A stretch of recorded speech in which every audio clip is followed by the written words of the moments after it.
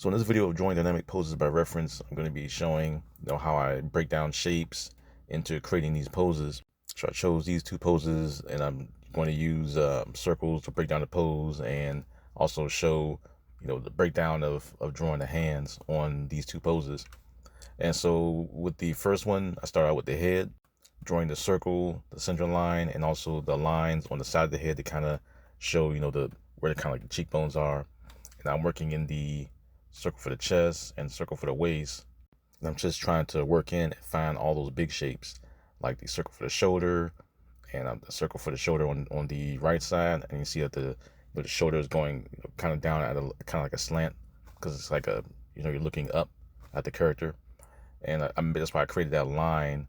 That's kind of it's kind of like as if you have a box there, even though it's not, but it's just a separated, to show kind of like a perspective line. And you have to kind of add that to kind of show where the chest is when you're drawing it. If you're like adding detail to it, and you want to make sure that you draw it in the right perspective. So sometimes I'll add those lines to it's kind of like a invisible grid. And so I'm working in the hand, outlining it a little bit. You can see how I started to drop in like shapes here and there to kind of measure out how far the distance of where everything is. Like I drew in the elbows first before I started to add in the cylinders for the arms, just to kind of measure everything out to get things in quickly. I'm adding in some lines for the waist. I'm adding a circle for the knuckles. Circle there, and I'm starting to use the 3-cylinder method for creating the fingers. And I'm going to start out with the tips first, and I'm working my way back into the palm.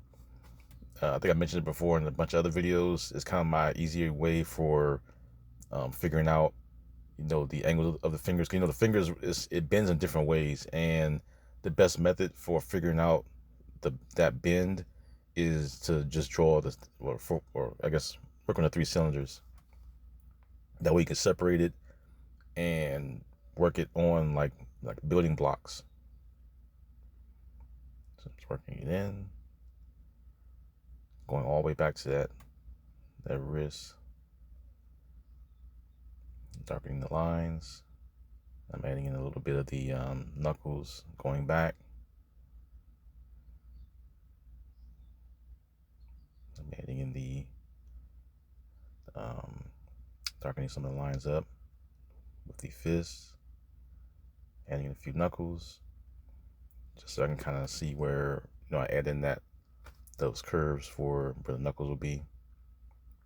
Sometimes I'll add in those circles.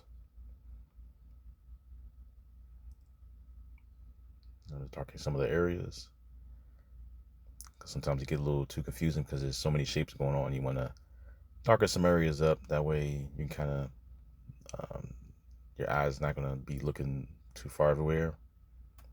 I'm adding in the legs, the center line, just kind of throwing some little extra stuff.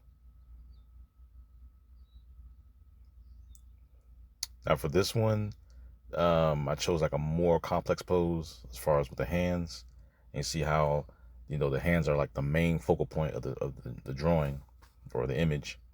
And I chose this one in particular just so that you can kind of get like a good understanding of working with the cylinders, drawing those hands to get that pose right. So now I'm outlining the part of the hand just so I can know where it is, and I'm just adding in the thumb as I go, dropping in piece by piece, following the cylinders. I'm just adding in a little bit of the face, just so I can just dropping it in there, just so I can see where to add that tip for the other finger. And I'm just going all the way back.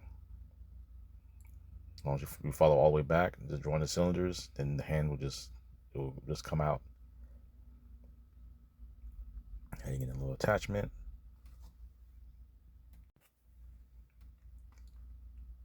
Dropping in the other part of the hand right there. I'm connecting it back, adding in all the cylinders. I'm adding other finger. And I think the other finger is a little bit hidden in the back, so you won't see the fifth one, but it doesn't really matter because every every angle of the hand is not going to show the finger. Sometimes the finger will be hidden depending on the position of where the hand is or the camera angle. But you just see, I just drew like part of the finger going down. I'm darkening it up so you can see a little bit better because this pose is going to have a lot going on. So I want to make sure that the hand is at least a little bit visible for you to see.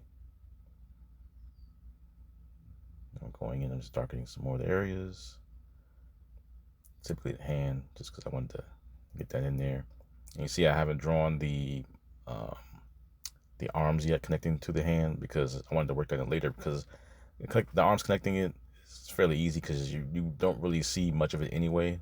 So you can kind of add that in as like a last minute thing. So right now I'm working in that hand on the other side, measuring it out using the tips first, going all the way back to the palm. Working my way down. I'm adding in the tip for the other side, the other finger.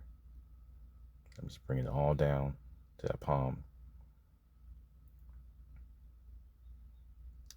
And the more you practice using those cylinders, the easier it gets and the faster you'll be able to do it.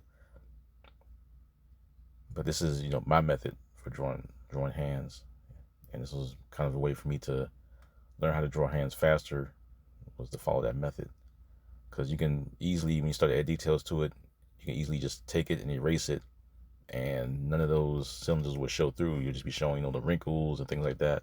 But for the structure to outline the hand and get the hand done, this is my best way. So I'm going in, I'm making the shoulder and I'm connecting it to the arm,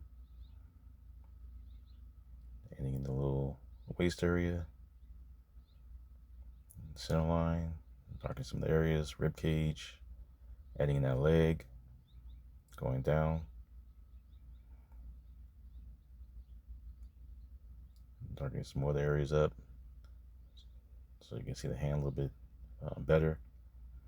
That's why I made the structure lightly through the hand when I drew the head and the chest. I wanted to draw it real light, that way it's not showing as much, because I knew that the hands were the main focal point of the image.